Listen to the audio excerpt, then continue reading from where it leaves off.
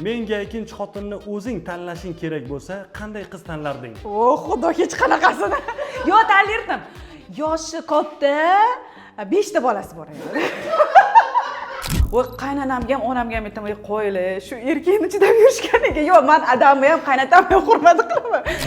Yo'lda bo'l, cho'lda bo'l, payshanba kun uyda bo'l. Okey, yoki atmen. Nima qilyapsiz?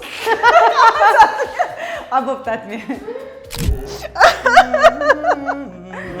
Ishonasiz, meni o'rnimda boshqa знаменитый aktrisa bo'lganda davno yechib yuborardi.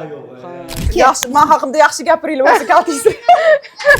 Oldinchi meni ko'rardim hijoblilarni. Voy bechara derdim-da. Voy, как там eri o'ziga qaragan, bu hijobda, ana как там bidnyashka-da u. Kim birinchi uxlab qoladi? Qaraniymiz sevadi. Kim birinchi uxlab qoladi? Uyini bardayligini qara, baribir san'atkorku remont qilsa bo'lmaydi degan gaplar ham bo'ldi. Biz kutdik. Bolalarim chizishdan to'xtadi. Biz remontni endi boshlaymiz. Eski fotolarni ko'rib, o'shanda turmush o'rtog'im boshqacha edi deb aytgan vaqtingiz bo'lgan? Yo, onangni yur. Aytgan barasiz.